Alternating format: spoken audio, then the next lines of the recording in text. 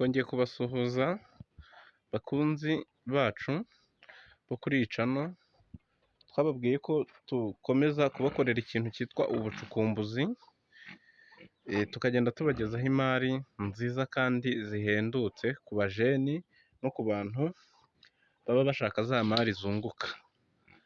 Rero iyi ni imari iherereye mu murenge wa Bumbogo, ikaba ari inzu y'amabati agera ku 8 ushobora kuza ugaheraho rwose ukaba wayongera. Ni inzu yubatswe rwose kera, ni inzu ariko igerageje gukorerwa amasuku. Murabona ko ari akazu keza, urabona karapavomye hose, ni akazu keza kabisa ushobora kuza ukagura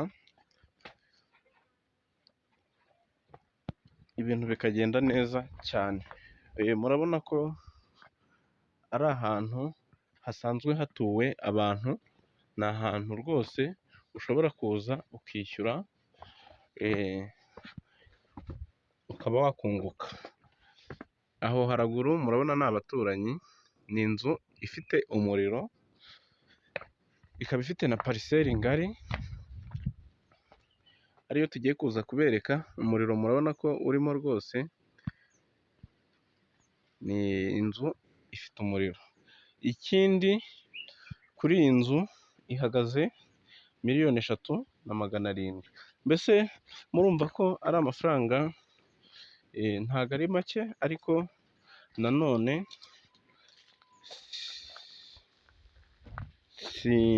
si menshi ku mari imeze itya iri mu murenge wa Bumbogo. Pariseri yayo rero ni ukuva hariya kumanura kugeza hepfo ku muhanda, bishatse kuvuga ngo ifite pariseri igaruka ku muhanda.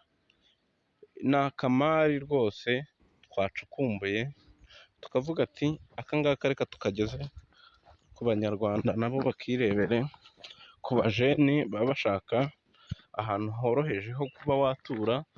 Ni pariseri rwose igera hirya, murabona ko harimo n'intoki, harimo urutoki rwose rwa kijyambere. Ni inzu ifite pariseri irimo urutoki rwa kijyambere, muri kubibona. Ziriya bazita poyo.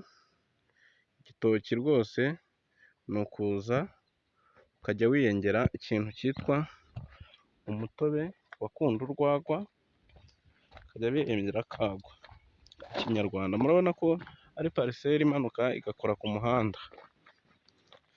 Tubibutsa ko muba mugomba kureba video mpaka irangiye, biba byiza cyane kuko hari ibintu tutavuga mu ntangiriro tukaba twabivuga mo hagati muri video cyangwa se yenda gusoza. Kandi mwibuka kuba mwadusharingira aya mavideo akagera kuri benshi. Murabona ko ni pariseri igera haraguru cyane, hakaba harimo hateretsemo ya nzu. Ikindi murabona ko ari ku muhanda, ni ku muhanda neza, ni ahantu heza rwose ushobora kuza ugashora ariya mafaranga ibintu bikagenda neza cyane.